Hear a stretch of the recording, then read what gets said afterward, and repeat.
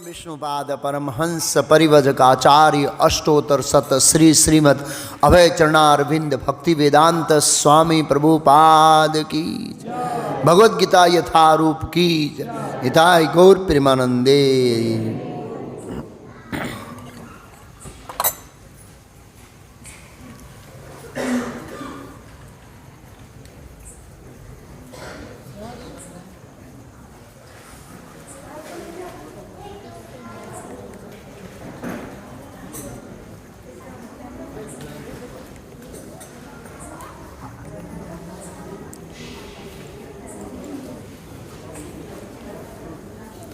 ओम नमो भगवते वासुदेवाय।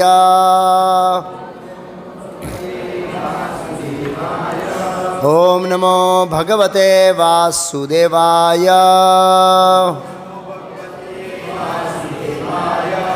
ओम नमो भगवते वासुदेवाय।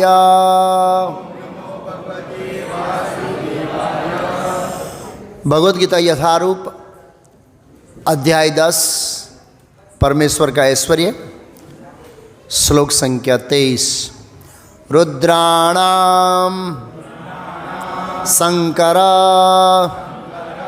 च अस्मि वितेषो यक्ष रक्षसाम वसूनाम पावक च अस्मि मेरुः शिखरणीनाम अहम रुद्राणाम शंकर च अस्मि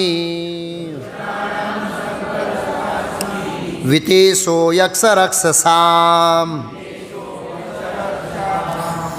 वसूनाम पावक च अस्मि मेरुः शिखरणीनाम अहम रुद्राणाम शंकर च अस्मि वितेषो यक्ष रक्षसाम वसूनाम पावक च अस्मि मेरुः शिखरणीनाम अहम रुद्राणाम शंकर च अस्मि वितेषो यक्ष रक्षसाम वसूनाम पावक च अस्मि मेरुः शिखरणीनाम अहम।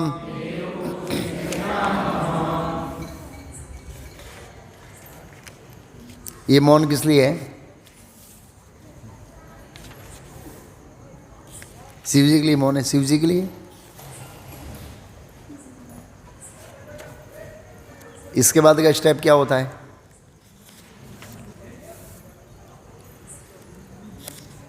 मैं श्लोक बोलता हूँ, उसके बाद का स्टेप क्या होता है? दोहराना होता है। तो हम किसका इंतज़ार कर रहे हैं? शिव जी तो आएंगे नहीं। कौन दोहराएगा? शिव जी के बारे में श्लोक है। कम से कम आज के दिन शिव जी की कृपा चाहिए तो बोलिए।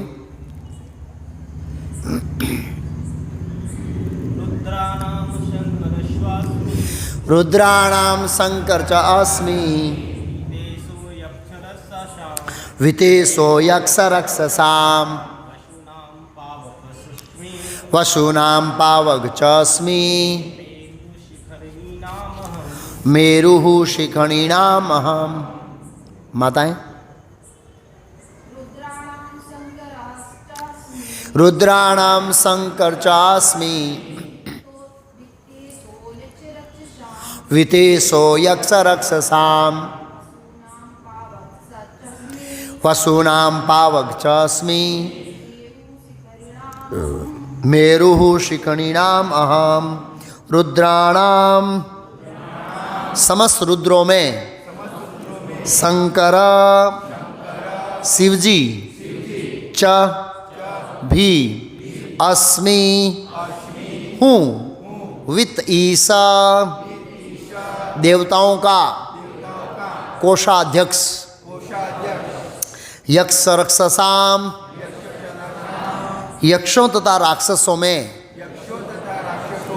वसूनाम, वसुओं में, पावकः अग्नि, च भी, अस्मि हूँ, मेरुः मेरु, शिखिणीनाम समस्त पर्वतों में, अहम मैं हूँ। अनुवाद: मैं समस्त रुद्रों में शिव हूँ, यक्षों तथा राक्षसों में संपत्ति का देव कुबेर हूँ, वसुओं में मैं अग्नि हूँ और समस्त पर्वतों में मैं मेरु हूँ। भगवद गीता 10.23। तात्पर्य: 11 रुद्रों में शंकर या शिव प्रमुख है। वे भगवान के अवतार है जिन पर ब्रह्मांड के तमोगुण का भार है। यक्षों तथा राक्षसों के नायक कुबेर है जो देवताओं के कोषाध्यक्ष तथा भगवान के प्रतिनिधि है। मेरु पर्वत अपनी समृद्ध प्राकृत संपदा के लिए विख्यात है। ओम अज्ञानतिमिरान्धस्य ज्ञानाञ्जनशलाकया चक्षुरुन्मीलितं येन तस्मै श्रीगुरुवे नमः। नमः ओं विष्णुपादाय कृष्णपृष्ठाय भूतले श्रीमते भक्तिवेदांत स्वामिन् इति नामिने। नमस्ते सारस्वती देवे गौरवाणी प्रचारिणे निर्विशेष शून्यवादी पाश्चात्यदेशतानि रे। श्रीकृष्ण चैतन्य प्रभु नित्यानंद श्री अद्वैत गदाधर श्रीवासादि गौर भक्तवृंद। हरे कृष्णा कृष्णा कृष्णा हरे हरे, हरे राम हरे हरे। तो आज हमारा विषय है भगवान शिव की स्तुति, पोजीशन ऑफ लॉर्ड शिवा। शास्त्रों में अलग अलग प्रकार के तत्व है, जीव तत्व, शक्ति तत्व, विष्णु तत्व, शिव तत्व, कृष्ण तत्व, गुरु तत्व। तो ये दो जो तत्व है बहुत समझना कठिन है, गुरु तत्व और शिव तत्व, बहुत कॉम्प्लिकेट है। तो आज हम शिव जी को अलग अलग दृष्टिकोणों से समझेंगे। समाज के अंदर लोगों में जो भी समझ है शिव जी के बारे में, वो समझ टीवी सीरियल से है। कहाँ से है? शास्त्र के आधार पर नहीं है। कई बार लोग प्रश्न पूछते हैं शिव जी के बारे में। मैं बोला ये प्रश्न कहाँ से उद्भव हुआ? बोला टीवी सीरियल में ऐसा बताया था इसलिए। तो हमें जो मैं यहाँ बोलूँगा उसको टीवी सीरियल से कंपेयर नहीं करना है, नहीं तो आपको ऐसा लगेगा कि हम शिव जी का क्या कर रहे हैं, अपमान कर रहे हैं। अपमान नहीं है, शिव जी की वास्तविक स्थिति बता रहे हैं हम लोग। मैंने इसके ऊपर सेमिनार के ऊपर 2 वीडियो बनाए। उज्जैन महाकालेश्वर मंदिर के पुजारी का लड़का ने वो वीडियो देखा, फ़ोन किया, प्रभु 63 प्रश्न हैं शिव जी के ऊपर। कितना? 63 क्वेश्चन, 63 प्रश्न थे उसके। 5 घंटा हुआ डिस्कशन में। कितना घंटा हुआ? हाँ, 90% क्वेश्चन टीवी सीरियल से थे। कहाँ से थे? बोला ऐसा ऐसा है। मैं बोला कहाँ लिखा है? लिखा नहीं है, देखा है। देखा है तो समझ जाना है। कहाँ देखा है? TV serial. ज़्यादातर लोगों को टीवी सीरियल या कोई बापू की कथाओं से या इमोशनल शिव जी की समझ होती है। शास्त्रिक शिव जी के भक्तों को भी समझ शास्त्रिक नहीं होती इतनी। देखा जाता है शिव जी के जो भक्त हैं उनके बारे में, उनका भी शिव जी के बारे में स्पष्ट ज्ञान नहीं होता है। अगर शिव जी के भक्त को पूछो कि शिव जी कहाँ रहते हैं तो जवाब देंगे कैलाश में। लेकिन कौन सा कैलाश? टोटल कितने कैलाश है? 4 कैलाश। शिव जी के भक्तों को पता ही नहीं है। शिव जी के भक्तों को पता ही नहीं है 4 कैलाश कहाँ है भाई। एक कैलाश का भी ठीक से पता नहीं होगा वो कौन सा कैलाश है, जो भी है। तो आज हम शास्त्र के अनुसार शिव जी को समझेंगे। अगर आप ये श्लोक पढ़ते हैं, इसका लिटरल मीनिंग लेते हैं, इस श्लोक में भगवान कृष्ण ने स्पष्ट कहा है। क्या कहा है? रुद्राणाम शंकर च अस्मि। हाँ, मैं समस्त रुद्र में क्या हूँ?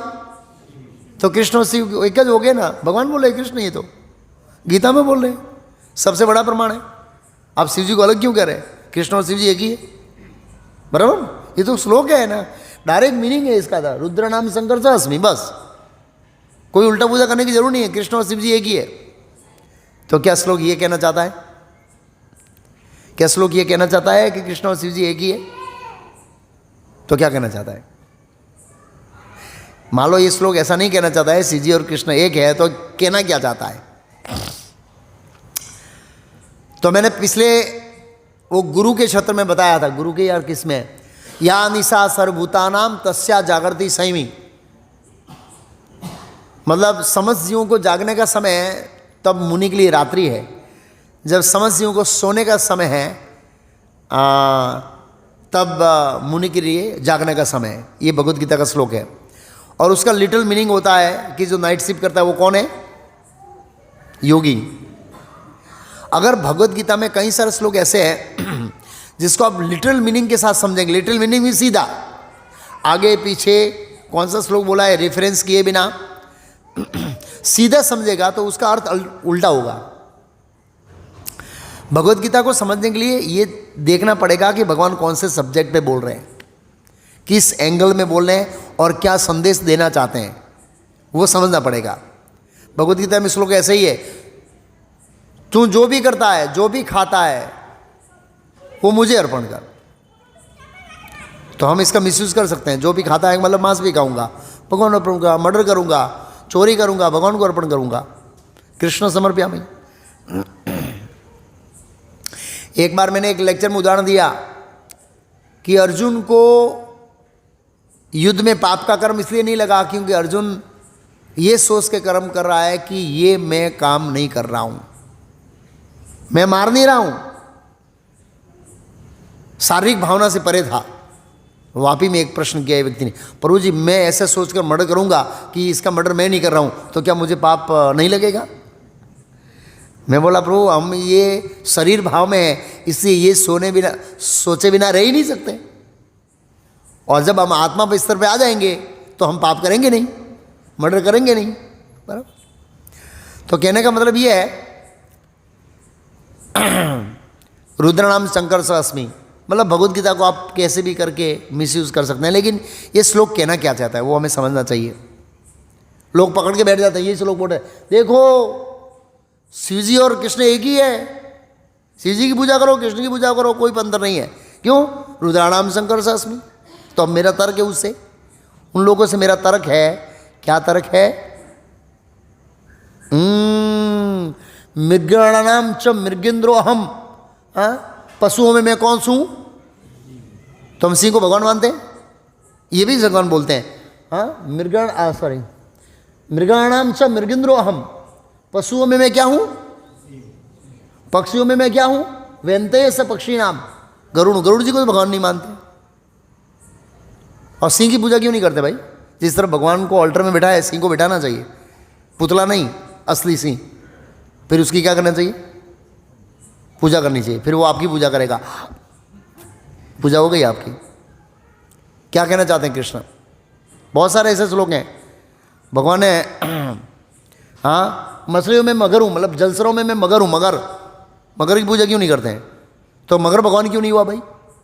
शिव जी भगवान क्यों हुए हैं? और उसमें बोला पांडवा नाम हम धनंजय, एक श्लोक है पांडवा नाम हम धनंजय, पीछे श्लोक हो गया।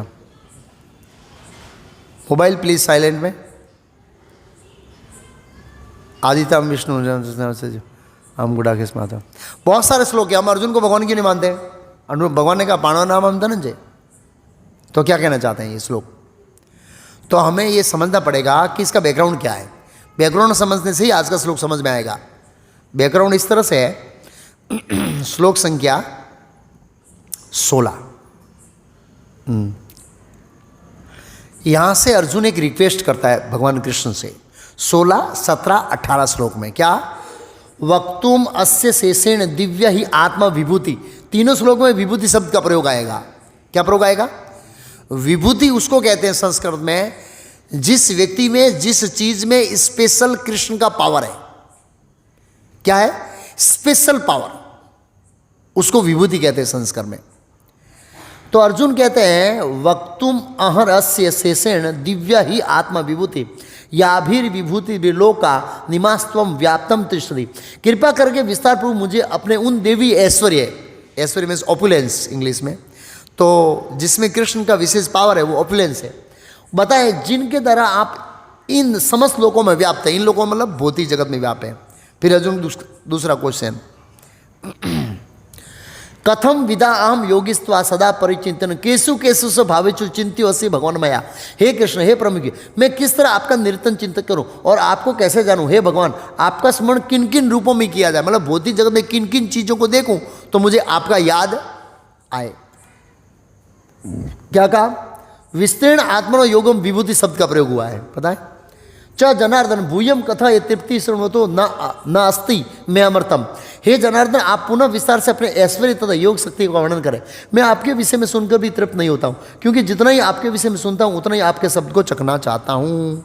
अब भगवान ने क्या जवाब दिया? श्री भगवान वाच हंत में कथश्यामि दिव्य ही आत्म विभूति। आया ना आत्म विभूति? भगवान ने कहा हाँ, मैं अब आत्मा विभूतियों का वर्णन करूँगा।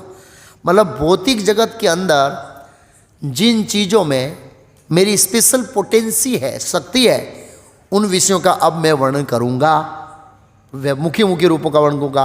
हाँ, तो फिर भगवान ने शुरू किया, आदित्यानाम विष्णु ज्योतिषाम रवि सुमान मरीचिमृतास्मि दस्त्राणाम शशि।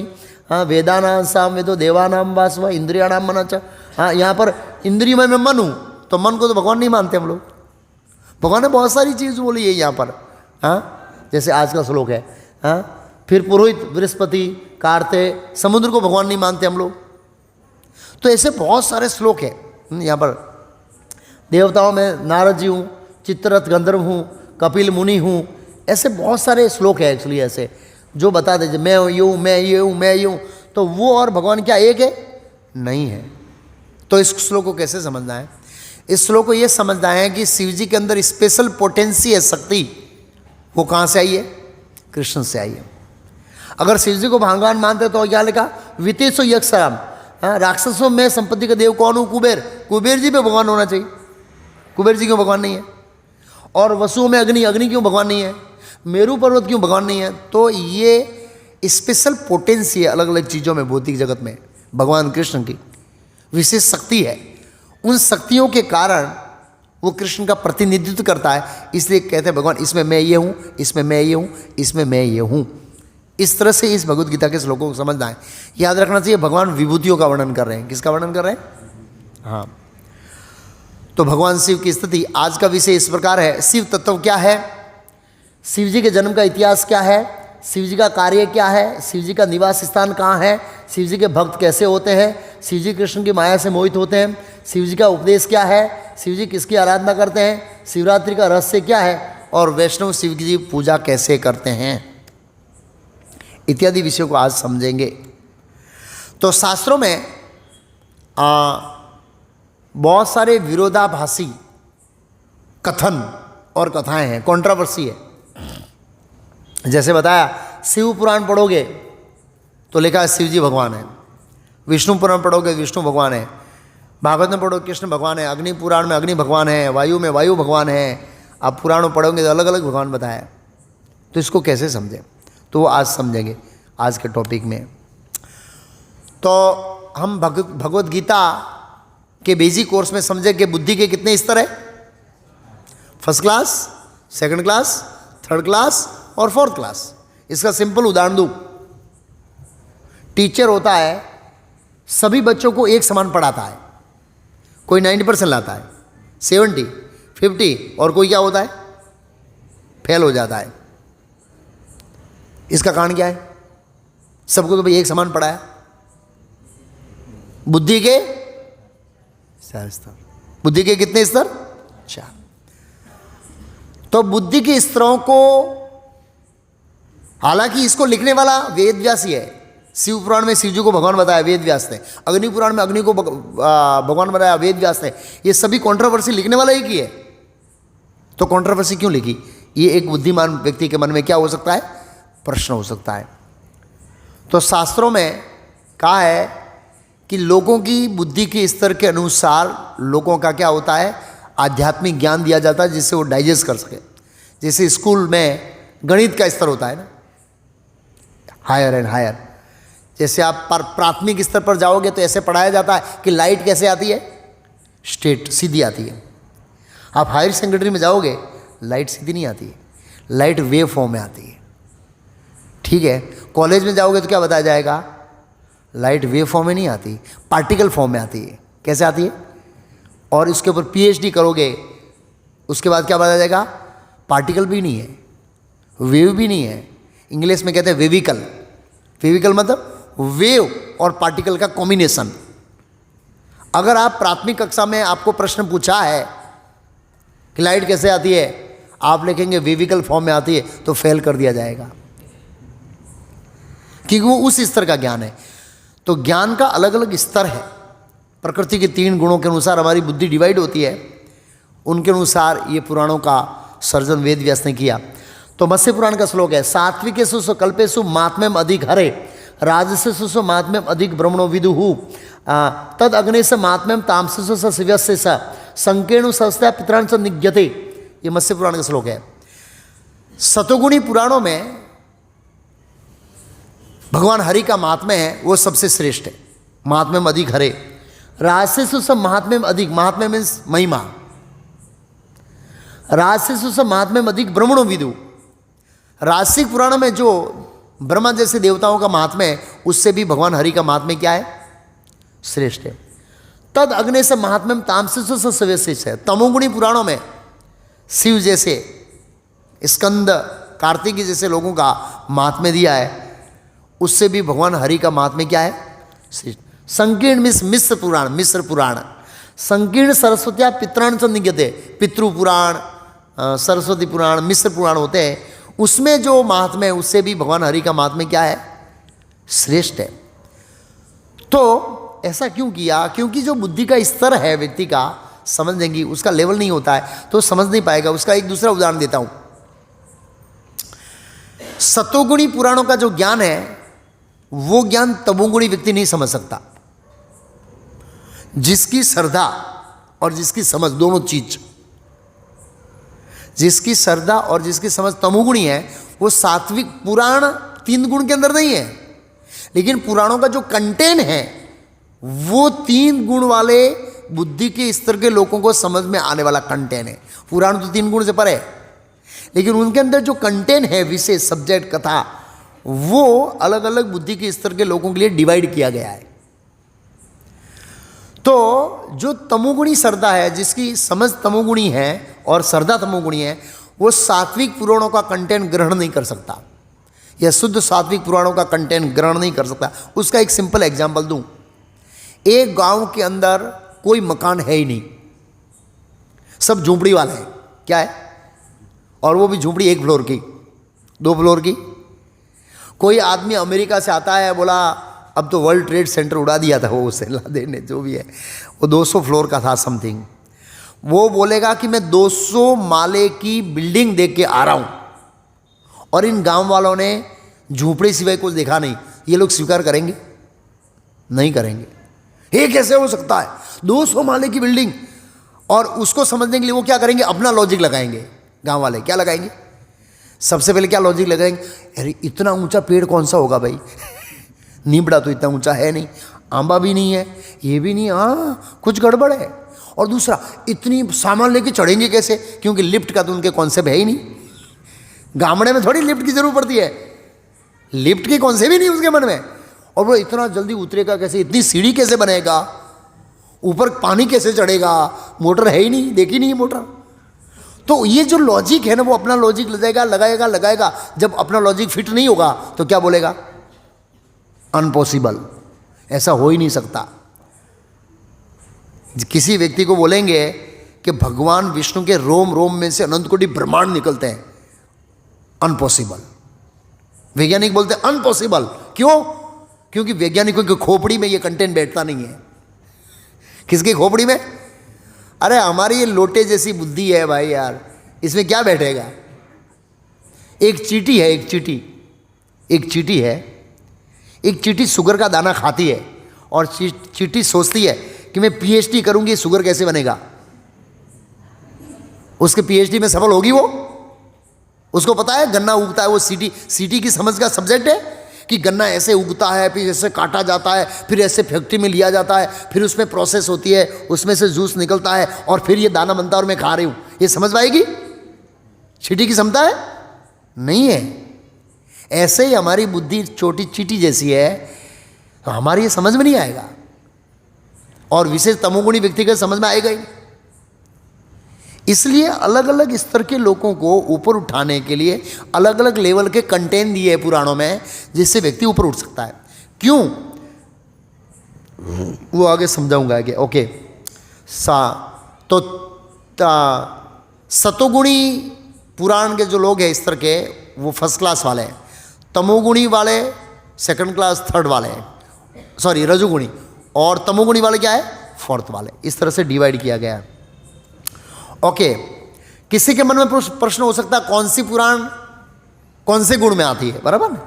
तो इसमें लिखा है वैष्णवम, मतलब मैं नाम बोलूँगा, वैष्णव पुराण, विष्णु पुराण, नारद पुराण, भागवतम, गरुड़ पुराण, पद्म पुराण, वरा पुराण, शुभ दर्शन है, सात्विकतानी पुराण, विज्ञतानी मनीषवी। ये सतोगुणी पुराण है। कौन सी पुराण है? सतोगुणी पुराण। ऐसे थोड़े आगे आ जाइए माता जी लोग, ऐसे। ओके ओके, तो विष्णु पुराण, नारद पुराण, भागवत पुराण, गरुड़ पुराण, पद्म पुराण, वरा पुराण, ये 6 पुराण किस में आती है? सतोगुण के अंदर आती है। फिर ब्रह्मांड पुराण, वरुणदेव पुराण, मार्कंडेय पुराण, भविष्य पुराण, वामन पुराण, ब्रह्म पुराण, रजोगुण वाले रजोगुण में आती है। मत्स्य पुराण, कूर्म पुराण, लिंग पुराण, शिव पुराण, स्कंद पुराण, अग्नि पुराण, सडेतानी, तामसानी, निदोनी में। ये ब्रह्मवेद पुराण का श्लोक है। किसका श्लोक है? ब्रह्मवेद पुराण का श्लोक है। 6 पुराण का जो कंटेंट है वो सतोगुणी लोगों के लिए है, 6 पुराण का कंटेंट रजोगुणी लोगों के लिए है, 6 पुराण का कंटेंट तमोगुणी लोगों के लिए है। और वेद व्यास का उद्देश्य था क्या लाना? ग्रेजुअली उनकी चेतना को क्या करना? अपलिफ्ट करना। उसका बारे में आगे और समझाऊंगा एक्चुअली ऐसे। ओके, तो यहाँ सतोगुण, रजोगुण, तमोगुण बताया, तो ये तीनों में से कौन सा गुण श्रेष्ठ है? सतोगुण। कोई शास्त्र प्रमाण? भगवद गीता, सत्वा संजायते ज्ञानम रजसो लोभेव च प्रमाद मोहो तमसो भवतो ज्ञानमेव च। सतोगुण से वास्तविक ज्ञान उत्पन्न होता है, रजोगुण से लोभ उत्पन्न होता है, तमोगुण से अज्ञान, प्रमाद तथा मोह उत्पन्न होता है।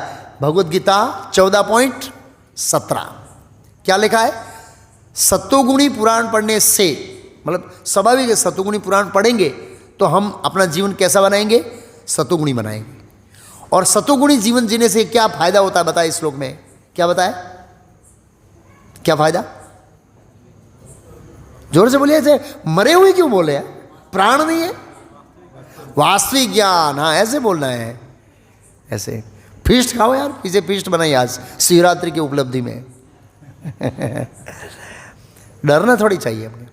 तो सत्वा संजायते ज्ञानम, सतोगुण से वास्तविक ज्ञान उत्पन्न होता है। कैसा ज्ञान? आर्किटेक्ट का ज्ञान नहीं, मेडिसिन का ज्ञान नहीं। वास्तविक ज्ञान का मतलब मैं कौन हूं, मैं कहां से आया हूं, मैं क्यों जन्म मृत्यु जराव्याधि में हूं, मेरे जीवन का लक्ष्य क्या है, मैं क्यों दुख भुगत रहा हूं। ऐसा ज्ञान कहां से उत्पन्न होता है? सतोगुण से। रजोगुण से क्या उत्पन्न होता है? कैसे?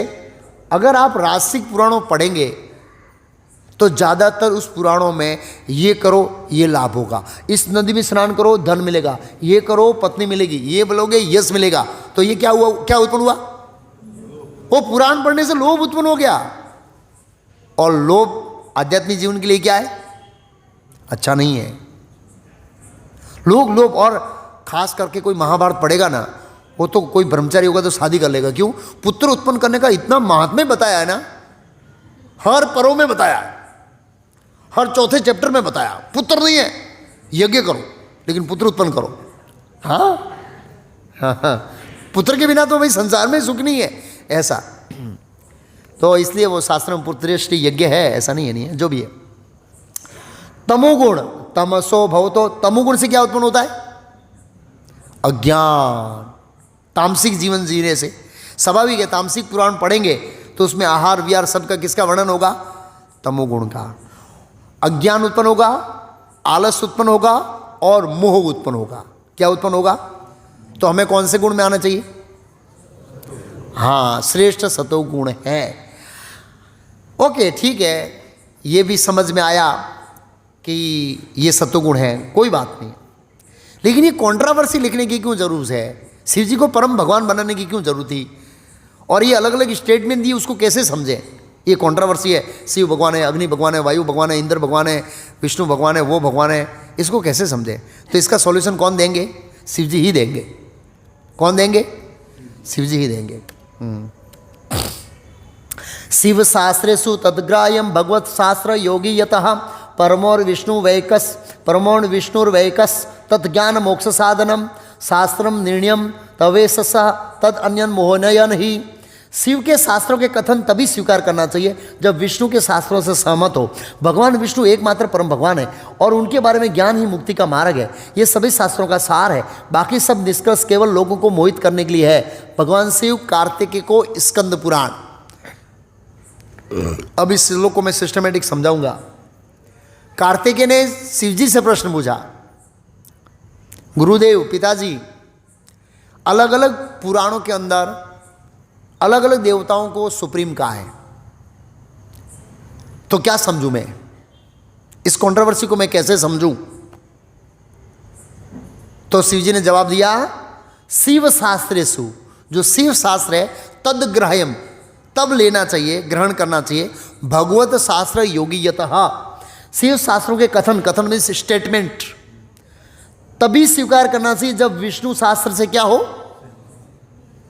अगर विष्णु शास्त्र से सहमत नहीं है, शिव जी कहते हैं वो स्टेटमेंट वैलिड नहीं है। उसको समझाऊंगा एक स्टेप बाय स्टेप, क्यों, कारण बताएंगे शिव जी, उसको स्वीकार। एग्जाम्पल, शिव पुराण में लिखा शिव जी भगवान है और विष्णु पुराण में लिखा विष्णु भगवान है, तो शिव पुराण का स्टेटमेंट नहीं स्वीकारना चाहिए। ये शिव जी इसमें ये कहते हैं, शिव शास्त्र के कथन तभी स्वीकार करना चाहिए वो विष्णु के शास्त्र से क्या हो। विष्णु शास्त्र में तो विष्णु को भगवान कहा है, शिव जी को तो भगवान नहीं कहा है, तो वो स्वीकार नहीं करना चाहिए। क्यों? कहते हैं परमोर विष्णु वैकस सतः, भगवान विष्णु एकमात्र परम भगवान है। तद ज्ञान मोक्ष साधनम, देखो श्लोक बहुत सिंपल है। तद ज्ञान मतलब उनका, विष्णु के बारे में जो ज्ञान है वो मोक्ष का साधन है। क्यों? सत्वे संजायते ज्ञानम, तमसो डाउन में जाएंगे तमोगुण में। तद ज्ञान मोक्ष साधनम, उनके बारे में ज्ञान ही मुक्ति का मार्ग है। शास्त्र निर्णय, ये सभी शास्त्रों का निर्णय है। क्या शब्द लिखा है? शास्त्रम निर्णय वही ससहा, यह सभी शास्त्रों का सार है, निष्कर्ष है। बोला ठीक है, बाकी के निष्कर्ष का क्या? बाकी तो स्टेटमेंट है ना, उसका क्या? तो लिखा तद अन्य, तद अन्य मतलब दूसरे, मोह नयन ही, वो मोह में डालने के लिए। आप समझे मेरा पॉइंट? यहां कहते हैं कि शास्त्र निर्णय तवेशसा, ये सभी शास्त्रों का निष्कर्ष है, सार है। बाकी सब निष्कर्ष केवल लोगों को क्या करने के लिए? अरे शास्त्रों का उद्देश्य क्या है? लोगों को मोह से क्या निकालने के लिए? बाहर निकालने के लिए। और यहां पर क्या करें? अरे भाई यार, वेद व्यास ने ऐसा क्यों किया? वेद व्यास को तो मोह से बाहर निकालने के लिए शास्त्र लिखना चाहिए, उन्होंने लिखा बाकी सब लोगों को मोहित करने के लिए है। तो आचार्य कमेंट्री करते हैं कि एक प्रकार के मोह में से बाहर निकालने के लिए दूसरे प्रकार के मोह में डालना पड़ता है। उसका सिंपल एग्जाम्पल दूं आपको। लॉजिकली एग्जाम्पल ऐसा है कि जो व्यक्ति ड्रग्स लेता है, डॉक्टर उसको ड्रग्स छुड़ाने के लिए सामने से ड्रग्स देता है। आपको पता है? पता नहीं है ना, ड्रग्स लिया नहीं है तो कहाँ से पता है, छोड़ा ही नहीं है तो कहाँ से पता है बराबर है। तो मान लो उस व्यक्ति की आदत रोज 100 ग्राम ड्रग्स लेने की है, तो डॉक्टर सामने से कितना देगा? 90 ग्राम। दूसरे महीने 80 ग्राम, तीसरे महीने 70 ग्राम, चौथे महीने 50 ग्राम, फिर धीरे धीरे 10% और क्या करेगा? 0। इस तरह से रिड्यूस करेगा ताकि वो अपनी आदतों से क्या आ सके? बाहर। तो एक प्रकार का मोह में डाला ताकि दूसरे प्रकार के मोह से क्या हो जाए? बाहर। आप बोलेंगे ठीक है, आपने ये एग्जाम्पल दिया, भौतिक उदाहरण दिया, अब लॉजिकली शास्त्रिक एविडेंस से समझाइए कि ये मोह में डालने का उद्देश्य क्या है। मान लो वेद व्यास इस तरह से मोह में नहीं डालते शिव जी को परम भगवान बताकर, तो क्या होता? और तामसिक पुराणों को लिखते ही नहीं तो क्या होता? राजसिक पुराणों को लिखते ही नहीं तो क्या होता? सीधा भागवतम लिख देते तो क्या होता? बराबर, लॉजिकली मैं समझा क्या होता। तो जो लोग तमोगुणी हैं उनको विष्णु और कृष्ण में क्या नहीं आएगी? श्रद्धा। और विष्णु और कृष्ण की भक्ति का जो स्टैंडर्ड है वो क्या है? ऊंचा है। मान लो आप पहले दिन मंदिर में आएंगे और मैं बोलूँगा रोज़ 16 माला करना है और 4:30 बजे मंगला आरती करते मंगला आरती आना है, तो आप क्या करेंगे? भाई ये स्टैंडर्ड तो हमसे पालन होगा, आप बंद कर देंगे आना। आप लॉजिकली इससे सहमत है? मेरे लॉजिक से सहमत है?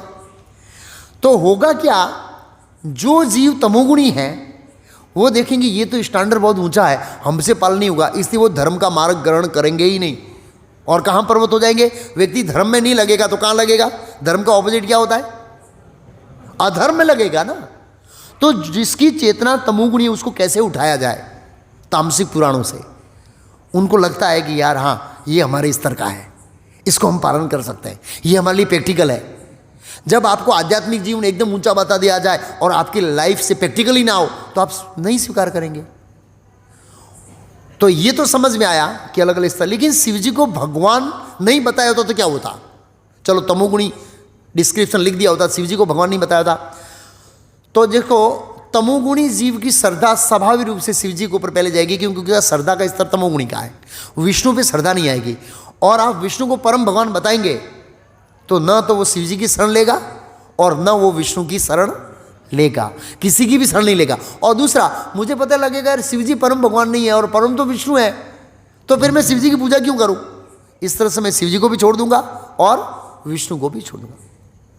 इस तरह से मैं धर्म के मार्ग से क्या हो जाऊँ? गिर जाऊंगा। इसलिए जो निम्न स्तर के जीव है, जिनकी चेतना बहुत निम्न है, उनको ऊपर उठाने के लिए वेद व्यास ने इस शास्त्र को अलग अलग स्तर के लिए लिखा है। ये हमें ध्यान रखना चाहिए। और उसमें शिवजी अग्नि देवताओं को भगवान बताया है वो मोहित करने के लिए। वन सेंस दे आर भगवान, एक दृष्टिकोण में वे सब भगवान है, लेकिन वो भगवान का दायरा छोटा है। क्या है? एक दृष्टिकोण में सभी, इंद्र भी भगवान है, शिवजी भी भगवान है, देवों के देव है, महादेव है, सब सही है। देवों के देव है, ब्रह्मांडों के ब्रह्मांड के अधिपति नहीं है। तो जैसे भौतिक जगत में होता है, सरपंच का एक अपना दायरा होता है। गांव का सबसे बड़ा व्यक्ति कौन है? सबसे बड़ा व्यक्ति। तालुका लेवल का कौन है? मामलतदार है। डिस्ट्रिक्ट लेवल का कौन है? कलेक्टर है। गुजरात लेवल का कौन है? सीएम है।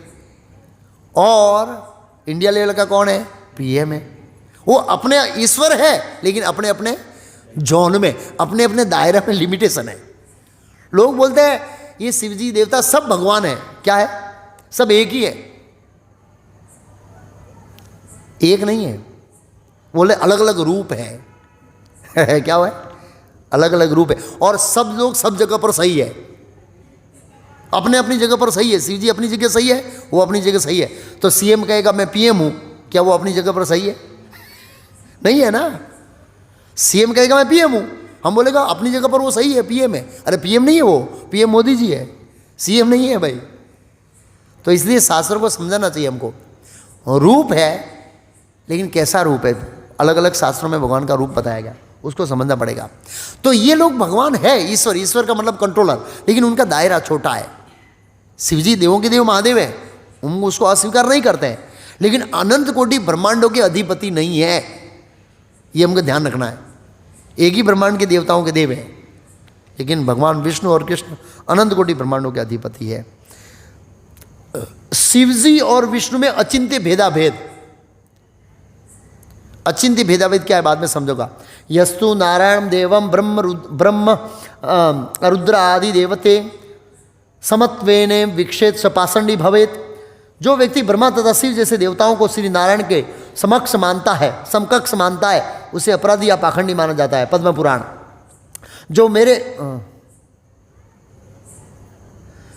मेरे और शिव जी में भेद करता है वो नरक में जाता है। भगवान विष्णु, पद्म पुराण।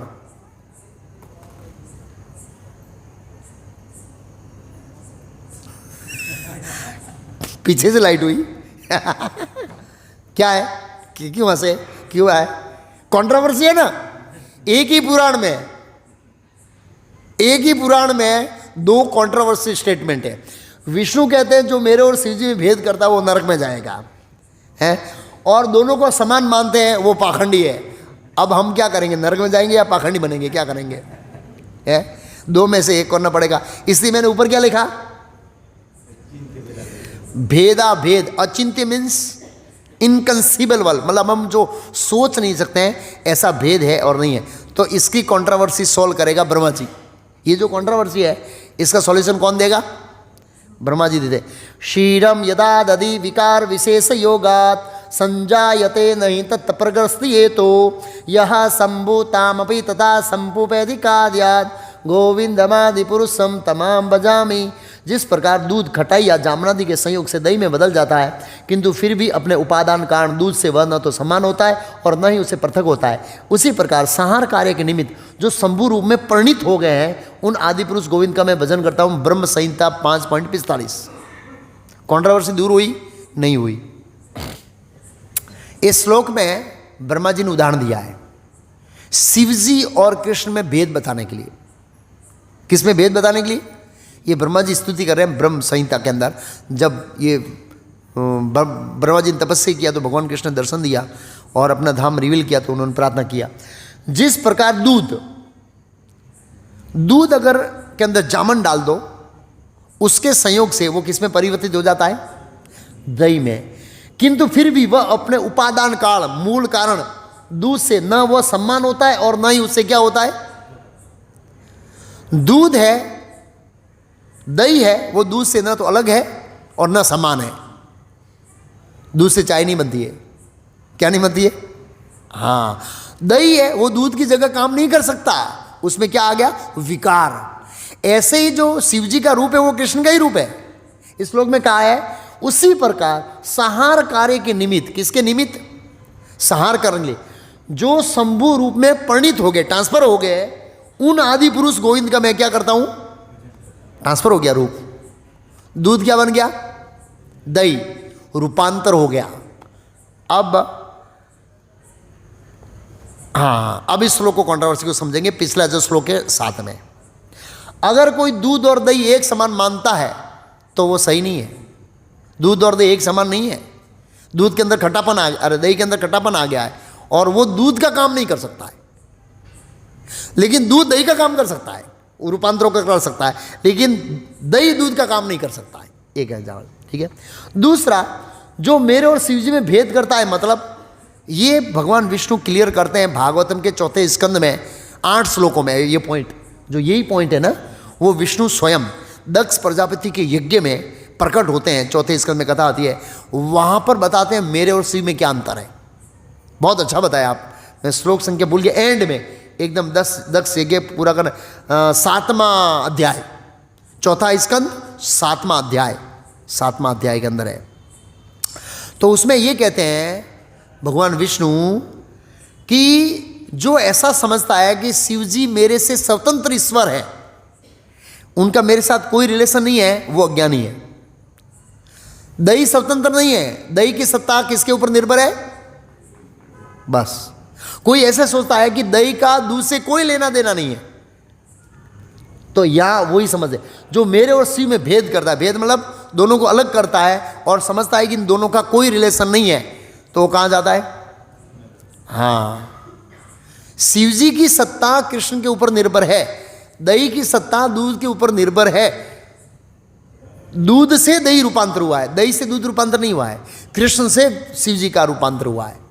ये जो श्लोक हम समझे, इस तरह से समझना चाहिए। श्लोक में स्पष्ट कहा है, हाँ, जिस प्रकार दूध खटाई या जामनादि के संयोग से दही में बदल जाता है, किंतु फिर भी अपने उपादान कारण, अपने मूल उपादान ट्रांसफर कारण वह दूध से न तो समान होता है और न ही उसे पृथक होता है, उसी प्रकार संहार कार्य निमित्त जो शंभु रूप में परिणित हो गए उन गोविंद आदि पुरुष का मैं क्या करता हूँ? भजन करता हूँ। ये भेद है भी नहीं भी। दही दूध से आया है इसलिए उसमें भेद नहीं है, लेकिन दही दूध का कार्य ही नहीं कर सकता, उनका विकार आ गया है, इसलिए उसमें क्या है? भेद है। इसको अचिंत्य भेदाभेद कहते हैं। संस्कृत में क्या कहते हैं उसको? अचिंत्य भेदाभेद। अब तत्व की दृष्टिकोण से समझेंगे। कृष्ण तत्व, विष्णु तत्व, शिव तत्व, जीव तत्व, शक्ति तत्व। शिव जी न तो देवताओं में आते हैं क्योंकि देवता जीव है। हो शिव जी, हम ऐसे बोलते हैं 3 देव या देवों के देव महादेव, वो देवता की श्रेणी में नहीं आता। उनका तत्व शिव तत्व एक अपना अलग तत्व है, और न वो जीव तत्व में आते हैं और न विष्णु तत्व में आते हैं। उनका बीच का तत्व है, उनका रहने का स्थान बीच का है, उनका कार्य भी बीच का है। हम आगे समझेंगे। तो जीव तत्व के अंदर कितने गुण होते हैं? 50। शिव जी के अंदर कितने होते हैं? विष्णु के अंदर कितने होते हैं? और कृष्ण के अंदर कितने हैं? इनसे कोई आगे पीछे नहीं कर सकता है। ये उनका गुजारने के बंधारण, एक समाज में बंधारण होए छे, एक राज्य में बंधारण होए छे, संविधान। तो ये वो बंधारण होता है। ऐसे ही इन सब का ये बंधारण है। ये गुणों में नीचे आ सकते हैं, ऊपर नहीं जा सकते हैं। जीव 51 नहीं कर जा सकता, शिव जी 56 नहीं जा सकते, विष्णु 61 नहीं जा सकते, और कृष्ण 64 है। कहने का मतलब ये है। तो कौन कौन से गुण हैं बता देता हूँ संक्षिप्त में। जीव के अंदर 50 गुण हैं। इस्कॉन की एक बुक है भक्ति रसम सिंधु, उसके अंदर लिस्टिंग किया है कौन कौन से 50 गुण हैं। शिव जी के अंदर 5 गुण ज़्यादा है जो जीव के अंदर नहीं है। अव्यय, अव्यय का मतलब क्या है? व्यय और अव्यय। व्यय का मतलब क्या? खर्च। व्यय मीन्स खर्च। शिव जी की शक्तियाँ खर्च नहीं होती है, हमारी शक्ति खर्च होती है। इसलिए हम रात को क्या करते हैं? पूरा दिन काम किया ना, शक्ति क्या हो गई? व्यय हो गई। व्यय खर्च। और शिव जी क्या है? जीव भी अगर सिद्धि प्राप्त करता है तो कुछ हद तक वो सर्वज्ञ हो सकता है, कुछ हद तक। 9 स्वरूप, जैसे कंद मुनि ने अपने एक्सपांस के 9 स्वरूप। लेकिन शिव जी इस ब्रह्मांड में क्या हो रहा है सब जान सकते हैं, सर्वज्ञ। नित्य नूतन, नित्य नूतन मतलब ओल्ड एज नहीं है शिव जी के शरीर में, ओल्ड एज नहीं है, नित्य नूतन, हमेशा ताजा तरोर। उनका स्वरूप कैसा है? सच्चिदानंद स्वरूप है, पेनलेस बॉडी। कैसी बॉडी? पेनलेस। उनके शरीर में कभी कभार पीड़ा नहीं होती है। सच्चिदानंद, सच्चित आनंद घन है उनका बॉडी। सर्व योग सिद्धि, जितनी भी योग सिद्धियां हैं वो किसके पास है? शिव जी के पास। ये 55 गुण शिव जी के अंदर है पूर्ण रूप से। उसके ऊपर जाते हैं तो विष्णु के अंदर 60 गुण है। अचिंत्य शक्ति संपन्न लिखा है, नो डाउट शिव जी बहुत शक्तिशाली है, लेकिन विष्णु है अचिंत्य शक्ति है विष्णु के पास। अचिंत्य मतलब कोई कल्पना नहीं कर सकता, इतनी शक्ति है। एक गुण। दूसरा गुण बताया विग्रह में से, उनके रूप में से अनंत कोटि ब्रह्मांड की उत्पत्ति। शिव शास्त्रों में भी आप ये स्टेटमेंट नहीं पाएंगे कि शिव जी के रोम रोम में से ब्रह्मांड निकलते हैं। ये खाली विष्णु के रोम रोम में से निकलते हैं। ये गुण विष्णु के अंदर है, अपने रोम रोम में से अनंत कोटि ब्रह्मांडों को क्या करना? उत्पन्न करना। सभी अवतारों के मूल स्रोत, इस भौतिक जगत में जितने अवतार आते हैं उनके स्रोत हैं। मारने वाले को क्या देने वाले? मुक्ति। विष्णु के हाथ से जो मरता है उसको मुक्ति शास्त्रों में कहा है। और जीवन मुक्त आत्माओं को आकर्षित करने वाले हैं। जीवन मुक्त मतलब जो आत्मा राम के स्तर पर है, जिसका आनंद अंदर से ही आता है, ऐसे जीवों को भी विष्णु क्या करते हैं? आकर्षित कर लेते हैं। ये 60 गुण विष्णु के अंदर है जो शिव जी के अंदर नहीं है। 4 गुण जो है जो विष्णु के अंदर भी नहीं है, जिसको कहते हैं लीला माधुरी, प्रेम माधुरी, बंसी माधुरी, रूप माधुरी। लीला माधुरी, भगवान कृष्ण जैसी लीला करते हैं ना, कोई लीला नहीं करता है। आपने देखा कभी शिव जी माखन चोरी किया है? आपने देखा कभी शिव जी ने अपने भक्त का रथ चलाया? भगवान कृष्ण और नंद महाराज के जूते उठाना, माखन चोरी करना, अर्जुन का रथ चलाना, गोप बालकों के साथ खेलना, इसको लीला माधुरी कहते हैं। ये विशेष गुण किसके अंदर है? विष्णु के अंदर भी नहीं है। विष्णु ने कभी माखन चोरी नहीं किया है, ऐसी लीला नहीं। कृष्ण भगवान ने जो लीला की वो ऐसे उन्होंने नहीं की है। दूसरा है प्रेम माधुरी। भगवान अपनों के भक्तों के साथ जो प्रेम व्यवहार करते हैं ना, आगे बताऊंगा, वो शिव जी भी नहीं करते हैं, विष्णु भी नहीं करते हैं ऐसा व्यवहार। फिर लिखा बंसी माधुरी, न तो विष्णु बंसी बजाते हैं न शिव जी बंसी बजाते हैं। फिर है रूप माधुरी। भगवान कृष्ण का जो रूप है उससे स्वयं कृष्ण आकर्षित होते हैं, दूसरे की बात छोड़ दीजिए, विष्णु भी आकर्षित होते हैं। भागवत में कथा है, एक बार भगवान विष्णु भगवान के रूप से आकर्षित हो गए, 11वें स्कंद में कथा है, फिर कभी कहूँगा। और शिव जी भी भगवान के रूप से आकर्षित होते हैं। आप में से कितने लोग वृंदावन गए? हाथ खड़ा कीजिए। बस हम लोग हर साल दिवाली जाते हैं। जय गोविंद प्रभु, अगली साल सबको ले जाना है टूर में और सब नाम लिखा देना। वृंदावन में एक मंदिर है गोपेश्वर महादेव। कैसा मंदिर है? क्यों गोपेश्वर महादेव? वहाँ शिव जी की पूजा गोपी के ड्रेस में के ऊपर साड़ी उड़ाया जाता है, ऐसे ऑर्नामेंट सब स्त्री के पहनाए जाते हैं। क्यों पता है? जब रासलीला हो रही थी तो शिव जी गए कि हमको रासलीला में एंट्री चाहिए, तो रासलीला की इंचार्ज जो है, कमांडर ऑफ चीफ, पूर्णमासी उनका नाम है। क्या है? बोला यहाँ पर पुरुष एक ही है, कृष्ण, बाकी सब गोपियाँ हैं। 2 पुरुष होंगे ना तो क्या होगा? झगड़ा। ये गोपियों का ग्रुप मेरा है, ये तेरा है। भोक्ता आरम यज्ञ तपसाम, भोक्ता एक ही है, कृष्ण। आप पुरुष के वेश में नहीं जा सकते रासलीला में। आपको कौन से वेश में जाना पड़ेगा? गोपी वेश में। तो क्या करना है? मैं तो पुरुष हूँ।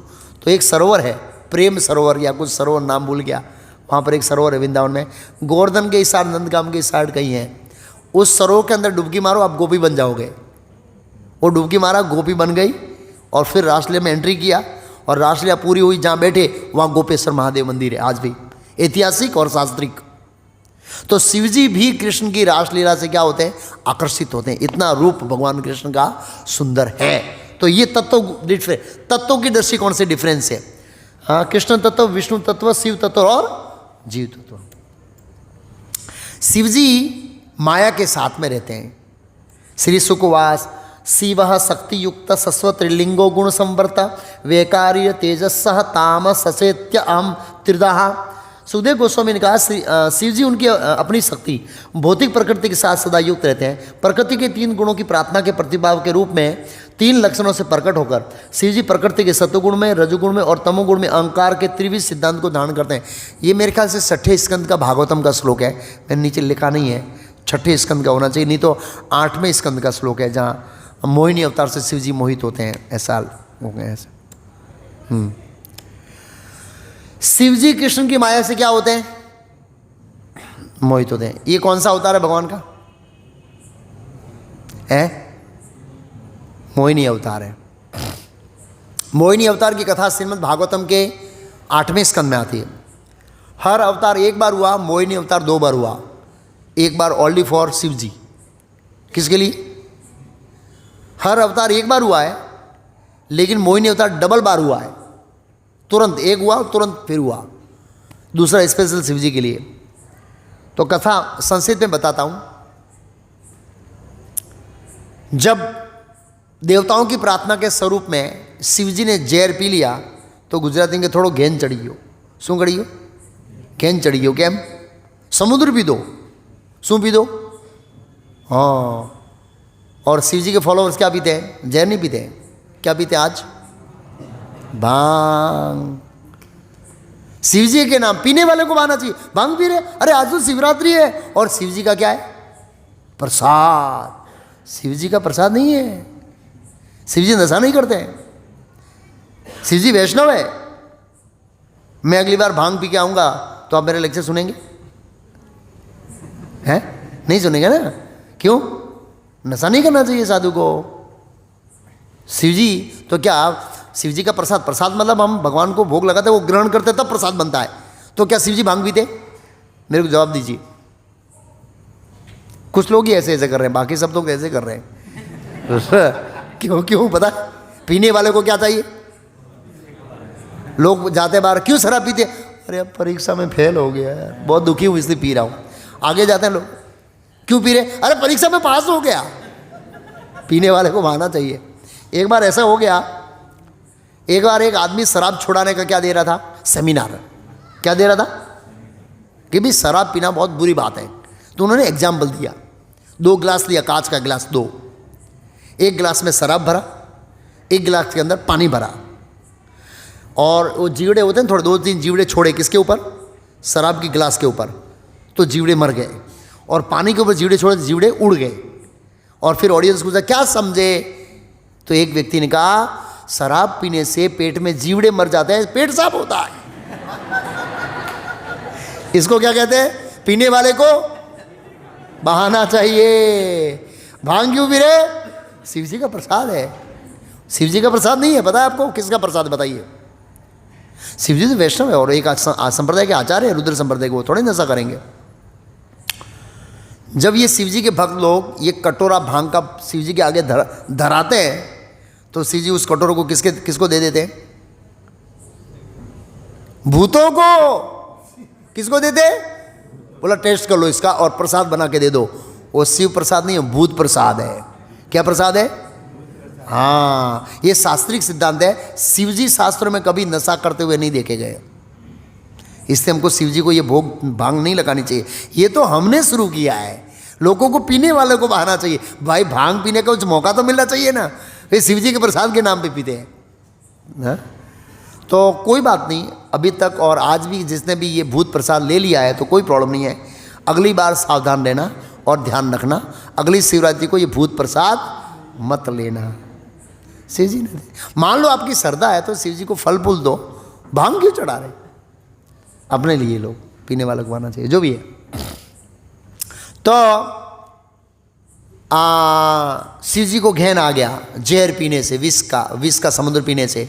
उसी समय मोहिनी अवतार हुआ, और मोहिनी अवतार तो जल्दी जल्दी करके काम करके चले गए। और शिव जी घेन से उठे और देवता ने कहा महादेव क्या होता? क्या? अरे यार तुम्हें रही गया है, શું થયો લ્યા? અરે શું થયો, રહી ગયા? લે કહે તો ખરો હું થયો? અરે ભગવાન વિષ્ણુને મોહિની અવતાર લીધો તો સ્ત્રીનો રૂપ. અરે યાર સાચે રહી ગયો. શિવજી કે મેં હારો નરસિંહ અવતાર જોયો, વરાહ અવતાર જોયો, મત્સ્ય અવતાર જોયો, પણ ભગવાન તો સુંદર છે એટલા બધા, અને સ્ત્રીના રૂપમાં કેટલા સુંદર લાગતા હશે. ઓ રહી ગયો અને સીધા ગયા કहीं વેંકુટ में, सीधे वेंकुट में गया. ये भागवतम का श्लोक है, इस श्लोक के अनुसार फोटो बनाया है. सीधे वेंकुट में गए और प्रार्थना किया, प्रभु मैंने सुना है आपने मोहिनी अवतार लिया है. बोला हाँ लिया ना, देव असुरों को मोहित करने के लिए. मुझे देखना है. बोला मत देखो, मोहित हो जाओगे. नहीं मुझे कुछ नहीं होगा. भगवान ने शिव जी के अंदर थोड़ा भाव देखा, कौन सा? मुझे कुछ नहीं होगा, आप चिंता मत कीजिए. तो संस्कृत में सुखदेव गोस्वामी कहते हैं, शिव जी ने प्रार्थना किया तो विष्णु भगवान गंभीर भाव हास्यम, ऐसा संस्कृत शब्द आया. कैसा शब्द आया? गंभीर भाव हास्यम. भगवान हंसे गंभीर भाव के साथ. भगवान गंभीर भाव से क्यों हंसे? भगवान ने सोचा कि असुरों को मोहित करने के लिए अलग प्रकार का मेरा रूप था, अब शिव जी को ऐसा रूप लूंगा, कैसा रूप लूंगा तो शिव जी मोहित होंगे, क्योंकि ऑर्डिनरी रूप से शिव जी मोहित नहीं होंगे. भगवान ने कहा महादेव को आप जाइए, समय अनुसार मैं अपना रूप आपको दिखा दूंगा. शिव जी जा रहे हैं वापस हिमालय में, और भगवान विष्णु मोहिनी अवतार का रूप दड़ा लेके ऐसे दुड़ुम, तो शिव जी ऐसे देखा, फिर भगवान ऐसे गए तो ऐसे देखा, ऐसे ऐसे ऐसे. पार्वती जी पीछे बैठे हैं, साथ में लेके गए, अकेले नहीं गए हैं, साथ में पत्नी साथ में ऐसे. तो पार्वती पास के महादेव कहाँ फाफा मारो छो, खबर नहीं पड़ती, हूँ आकर बैठे छूँ. एक सीन मुझे अभी भी याद है. मैं जाता था बिल्ली मोरा, बहुत पहले इंटरसिटी में आता था. राजेश प्रभु को पता है यहाँ पर नहीं, इंटरसिटी में. मतलब 2009 बात है, मतलब सत्य घटना बताऊँ. मैं घटना ये इसलिए बता रहा हूँ कि भगवान विष्णु का रूप इतना आकर्षित था कि शिव जी अपनी आँख उससे ले नहीं पा रहे थे. उसको देखे बिना आँखों उनका कंट्रोल नहीं हो रहा था, आँख, इतना भगवान का रूप सुंदर था. तो ऐसा ही मैंने एक सीन देखा नवसारी स्टेशन पर. सामने एक कपल बैठा था, मुस्लिम कपल ऐसे, और मैं विंडो पर बैठा था. बिल्ली मोरा जा रहा था इधर ऐसे इस साइड में बैठा था, और लड़का है वो ध्यान से एक लड़की को देख रहा था, और उसकी पत्नी ने ऐसे करके ऐसे घुमा दिया मुंह और मैंने बारी में से देखा. अभी भी वो सीन मुझे याद है ऐसे. तो ऐसे पार्वती जी ने कहा प्रभु कहाँ देख रहे हैं? बोला क्या करूं, ये रूप इतना सुंदर है, आँख कंट्रोल ही नहीं हो रही है.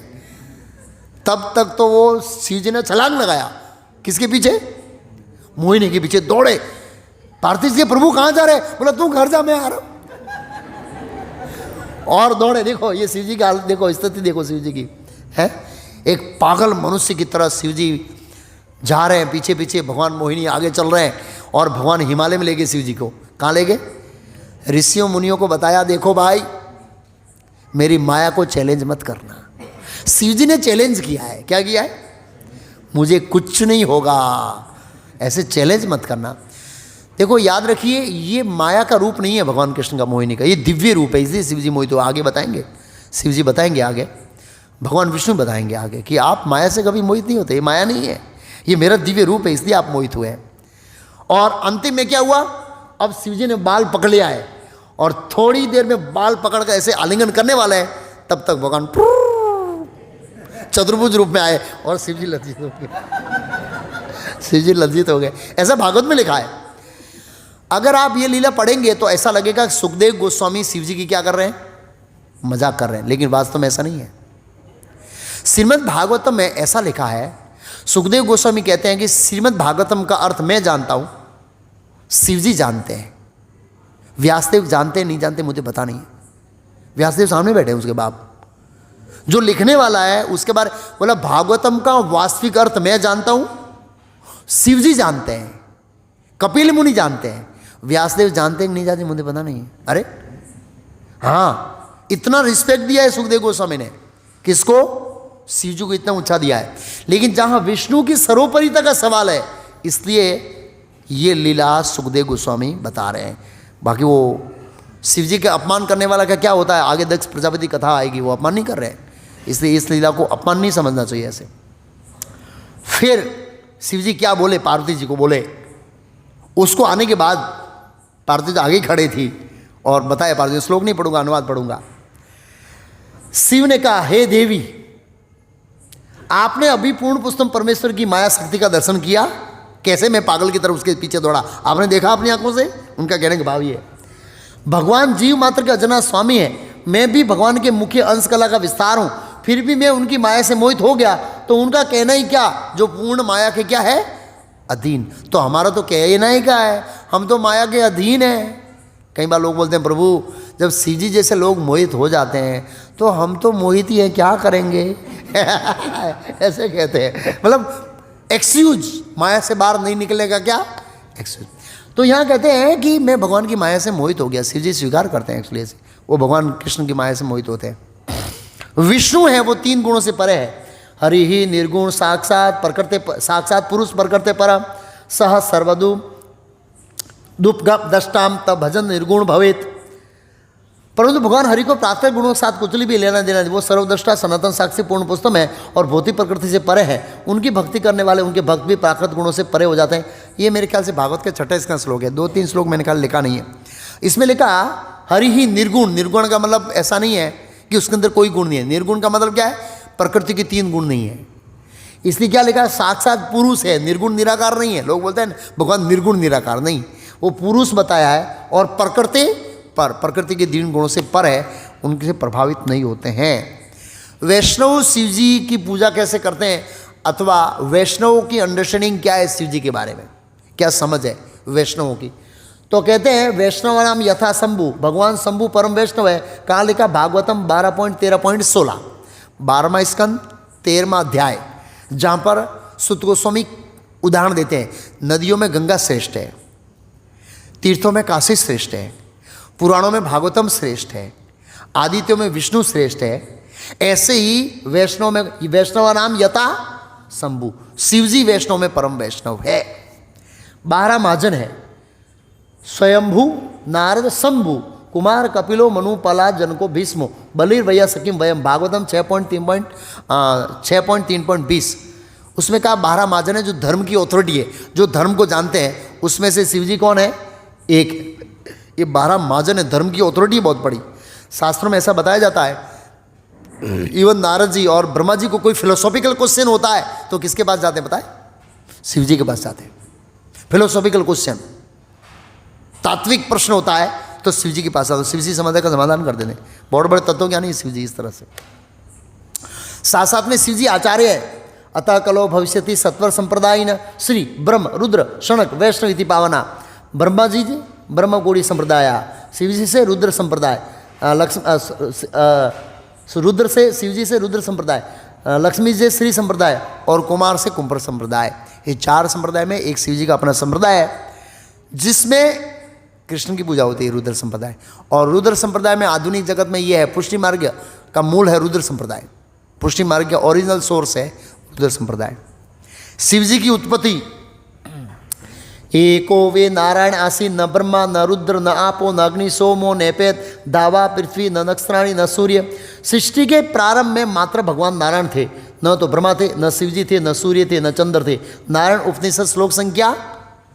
ये जब ब्रह्मांड नहीं था तब सूर्य की जरूरत नहीं थी, पृथ्वी की जरूरत नहीं थी, चंद्रमा की जरूरत नहीं थी, इसलिए ये कोई नहीं थे। कौन थे? काली एको नारायण आसीन। क्या लिखा? एको वे न आसीन, आसीन में थे, न ब्रह्मा न रुद्र न आपो न अग्नि न सोमो न एपे धाबा पृथ्वी न नक्षत्राणी, नक्षत्र सूर्य चंद्र तारा कुछ भी नहीं था, क्यों? ब्रह्मांड ही नहीं था, इसलिए शिव जी नहीं थे। शिव जी की उत्पत्ति वामांग सृज दिविष्णु दक्षिणात् प्रजापति ज्योतिर्लिंगमयम शंभु कुर्च देशाद वा सृजत। उन्हीं महाविष्णु ने अपने बाएं अंग से विष्णु की, दाएं अंग से प्रजापति ब्रह्मा की तथा अपने दोनों भवों के मध्य भाग से दिव्य ज्योतिर्लिंगमय शंभु की सृष्टि की। ब्रह्म संहिता श्लोक संख्या 5। उन्हीं महाविष्णु, ये कौन से महाविष्णु की बात कर रहा है? अपने बाएं अंग से विष्णु की। तो विष्णु ने कौन से विष्णु का सर्जन किया? इस श्लोक में क्या लिखा है? उन्हीं महाविष्णु ने अपने बाएं अंग से विष्णु की उत्पत्ति की, सृष्टि की और दाएं अंग से ब्रह्मा की और भवों के माध्यम से शिव जी की। कौन से विष्णु की बात हो रही है यहां? गर्भोदक साई की नहीं, कारणोदक साई विष्णु। कारणोदक साई विष्णु का दूसरा नाम क्या है? महाविष्णु। अनंत कोटि ब्रह्मांड जिसके रोम से उत्पन्न होते हैं उनको महाविष्णु कहते हैं। उन्होंने कौन से विष्णु की सृष्टि की?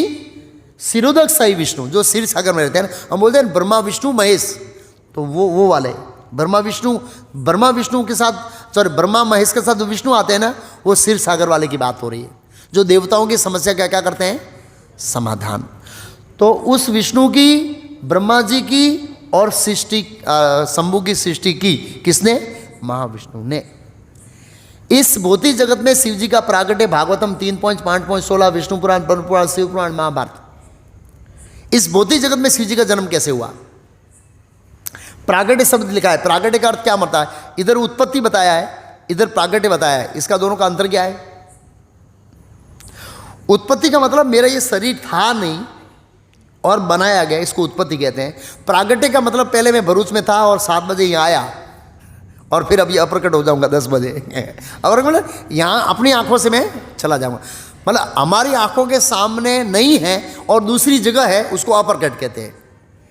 लेकिन उसका शरीर ही वहाँ नहीं है और शरीर बनता है तो उसको उत्पत्ति कहते हैं। ये प्रागट्य और उत्पत्ति का अंतर है। तो शिव जी भौतिक जगत में कैसे आए? ये कौन है पता है?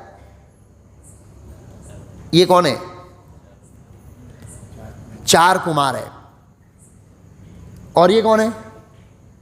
ये खड़े ऐसे हैं ना, भगवान विष्णु नहीं है। 4 सिर नहीं है भगवान विष्णु के। 4 सिर किसके हैं?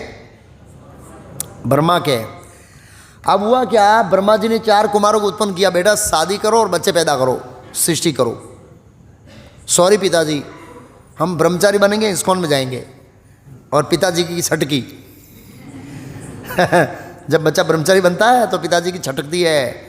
एक बार एक भक्त ब्रह्मचारी बन गया तो उसका बाप आया, प्रभु जी इसके पीछे मैंने 35 लाख खर्च किए, वो मेरे को दे दो और उसको ले जाओ।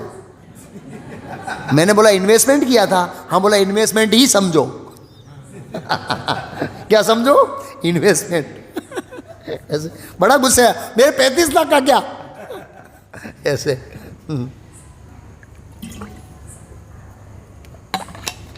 तो हुआ क्या? शिव जी, ब्रह्मा जी को क्रोध आया तो यहां से किसका जन्म हुआ? शिव जी का, रुद्र। मतलब इसके माध्यम से शिव जी का बॉडी बनता नहीं है क्योंकि सच्चिदानंद बॉडी ना, इसके माध्यम से प्रकट हुए। कहां लिखा? भागवतम 3 स्कंद 5वां अध्याय 16वां श्लोक। रुद्र आदि कुमारों की उत्पत्ति उस अध्याय का नाम है, 5वें अध्याय का नाम, जहां शिव जी का प्राकट्य हुआ। और रुद्र शिव जी का कार्य है।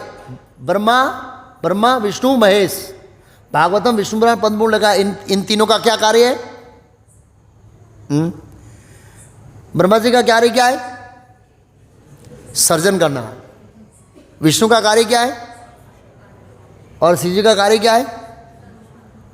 संहार करना। जब ब्रह्मा जी रोज रात को सो जाते हैं, भागवत ने कहा, तो शिव जी नाइट शिफ्ट करते हैं।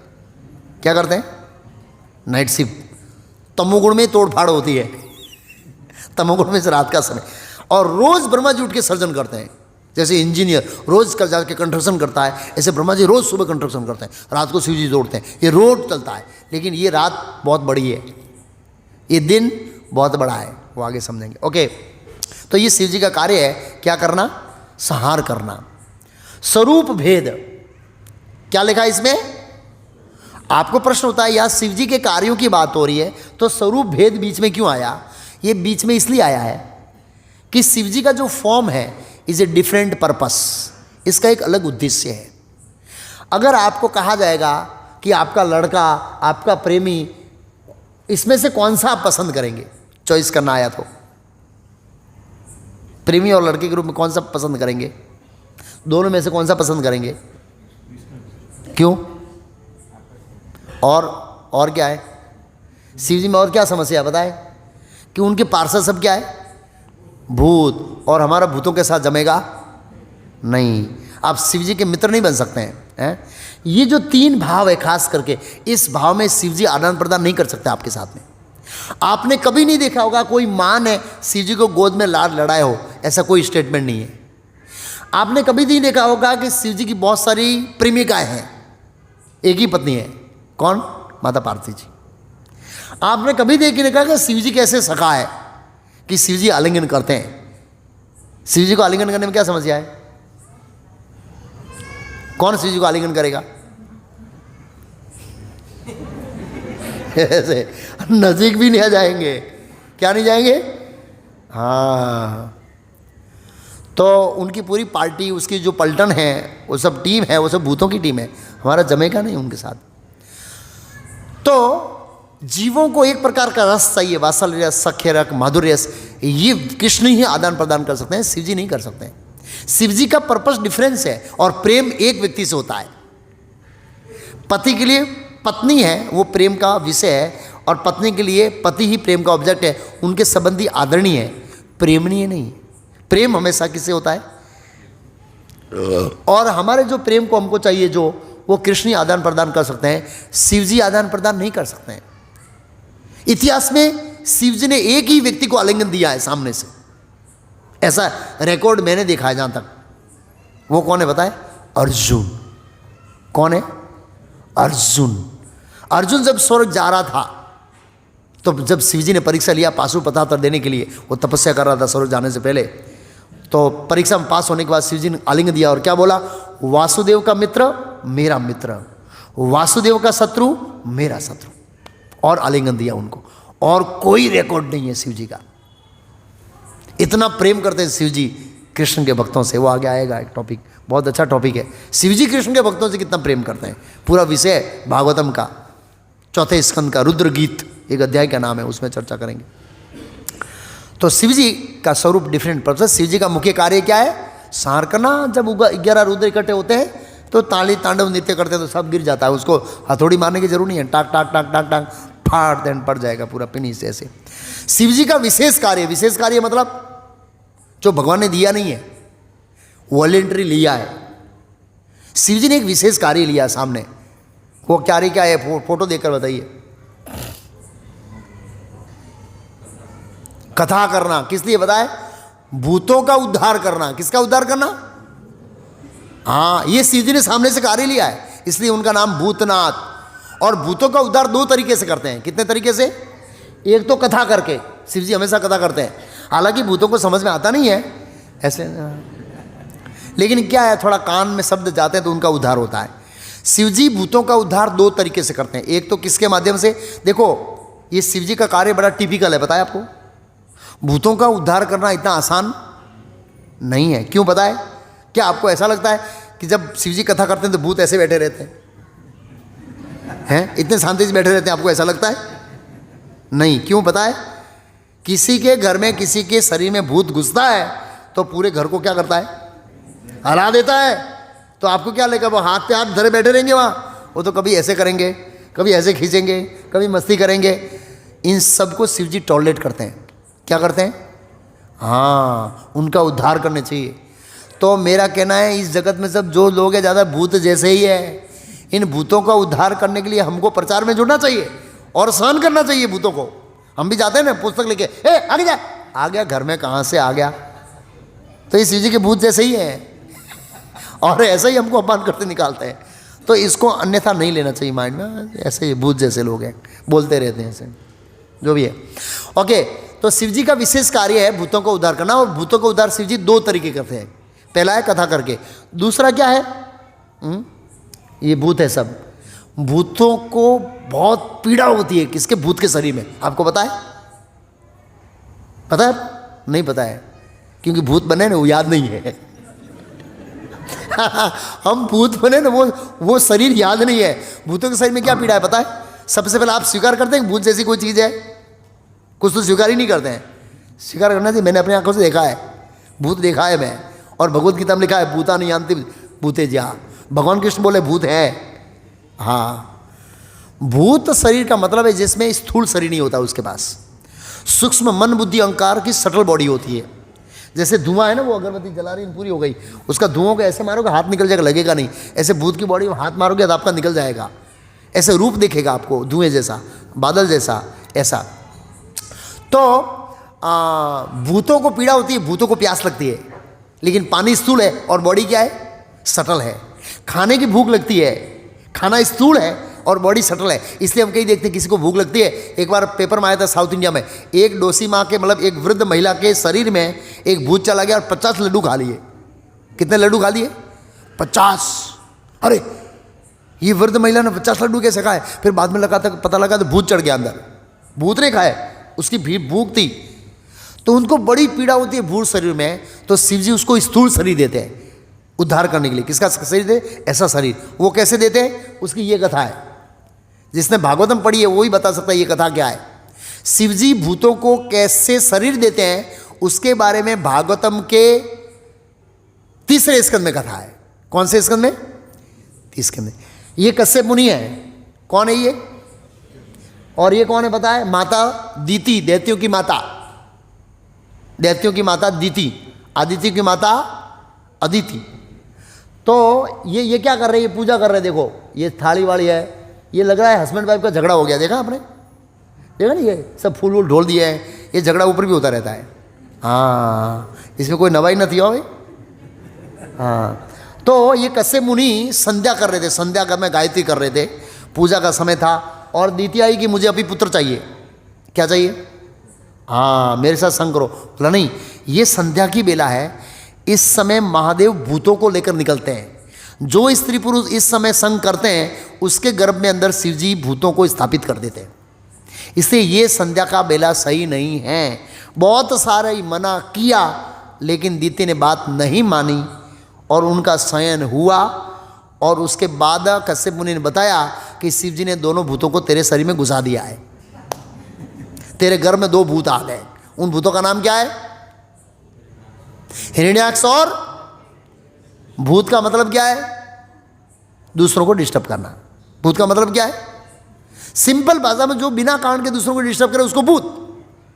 हिरण्यकश्यप हिरण्याक्ष बिना काम के दूसरों को डिस्टर्ब करता था, भूत परेशान करता था। ये भागवत की कथा है, कैसे शिव जी भूतों को शरीर देते हैं। तो बीजों को डिस्टर्ब करने का मतलब भूत। और इसका एक उदाहरण है, विद्यानगर के अंदर हमारा एक भक्त था, पर वही मंगल आरती के लिए कथा है 5 बजे। हमारे विद्यानगर में वो विग्रह है साक्षात, तो 4:30 बजे करते हैं इसको उनका स्नान था। तो रोज़ 4:30 बजे एक कपल आता था मंदिर, और वहाँ पर विद्यानगर परीक्षा होती है, तो बच्चे लोग सुबह 4 बजे तक पढ़ते हैं कॉलेज में। 2-3 बजे 4 बजे चाय पीने जाते हैं, नींद ना आए। वो देखता था रोज़ एक कपल जा रहा है, तो उस लड़के ने विचारा कि इसको मैं डराऊं, क्या करूं। तो दूसरे दिन वो कंबल लेके आया और दूर जाके बोलता है ऐसे झाड़ के पीछे, ऐसे हो। तो हमारे भक्त को तो ऐसे डरते थोड़ी भूतों से। भक्त कभी भूतों से डरता थोड़ी है। हाँ, अब ऐसे किया ना, तो उससे ऐसे किया तो कंबल ऊपर उठा तो देखा नीचे पैंट पहना हुआ है। बोला ये भूत नहीं हो सकता। क्या नहीं हो सकता? और उसके पीछे दौड़े तो ऐसे ऐसे घूम के कहीं हॉस्टल में घुस गया। तो ऐसे आजकल भूत जैसे बच्चे पैदा हो रहे हैं। क्यों? गलत समय स्त्री पुरुष का संग हो रहा है। एनीवे, तो मेरा कहने का मतलब शिव जी 2 तरीकों से भूतों का उद्धार करते हैं। शिव जी के रहने का स्थान, शिव जी कहाँ रहते? शिव जी कहाँ रहते? कैलाश। कौन सा कैलाश? 4 कैलाश है। आज नहीं बताऊंगा, अगले शनिवार को बताऊंगा। हरे कृष्णा। टाइम पूरा हो गया, आज टाइम ओवर हो गया। हरे कृष्ण। अभी हमारा शिव जी के बारे में काफ़ी टॉपिक बाकी है। क्या टॉपिक बाकी? शिव जी के रहने के स्थान के बारे में बाकी है, शिव जी के भक्तों का मनोभाव बाकी है, भस्मासुर की कथा है, शिव जी किसका ध्यान करते हैं, शिव जी किसका जप करते हैं, शिव जी का उपदेश क्या है, शिव जी ने जहर क्यों पिया और शिव जी ने जहर क्यों पिया, भगवान राम ने शिव जी का पूजा क्यों किया, और शिवरात्रि का क्या रहस्य है, शिवलिंग का पूजन क्यों करते हैं, शिव जी की लीला है दक्ष प्रजापति की इत्यादि, और शिव जी की पूजा कैसे करना है, ये सब टॉपिक बाकी है। उसके बाद आपको शिव जी के रिलेटेड क्वेश्चन हो तो पूछना, मतलब अलग अलग एंगल से शिव जी के बारे में समझ लेना। हरे कृष्णा।